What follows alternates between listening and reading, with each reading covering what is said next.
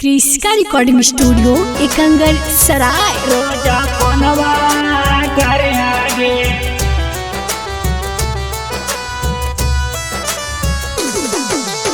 Music by Mohan Yadav. रोजा कोनवा कर आगे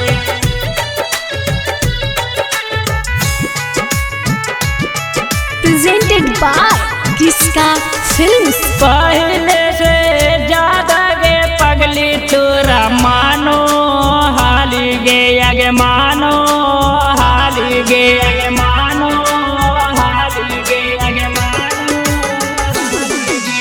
पहले से ज्यादा गे पगली तोरा मानो हाली गे आगे मानो हाली गे बिया जबा हो जाए तू पगली रोजा फनमा कर आगे दूल्हा जबा ले जाए तू पगली रोजा फनमा कर आगे रोजा फनमा कर आगे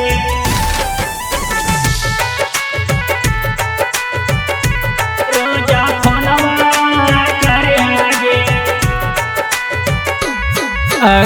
अगरातिया में करहानी बतिया अब के कर से बतिया में गे लभरवा तोहर कर तो इंतजारवा कबो नहीं दिला हमर जारी है गे कबो नहीं दिला हमर जारी है गे। अगरातिया में करहानी बतिया अब के कर से बतिया में गे लभरवा तोहर कर तो इंतजारवा कबो नहीं दिला हमर जारी है गे।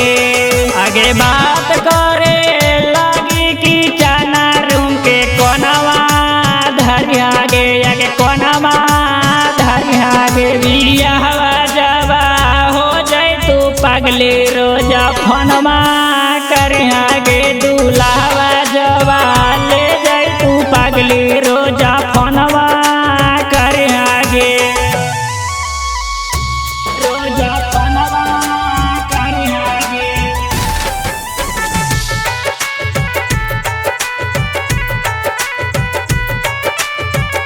क्रिस्का रिकॉर्डिंग स्टूडियो एकंगर सराय। अगर राही है जब पिया के संगवा करी है तू पगली मैं छे जवागे आगे कैसा हूँ रोजा मिलेला आए है करी है न जानू पर है जवागे करी है न जानू पर है जवागे।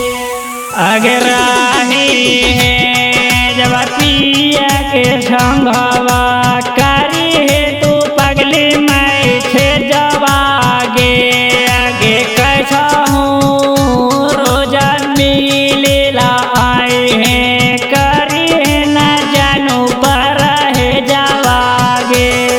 आगे जैसे रहा हानि गौआ में उसी सब दिन रही आगे सब दिन रही आगे बिया जबा हो जाए तू पगली रोजा फनमा कर आगे दूल्हा जबा ले जाए तू पगली रोजा फनमा कर आगे। क्रिस्का रिकॉर्डिंग स्टूडियो एकंगर सराय।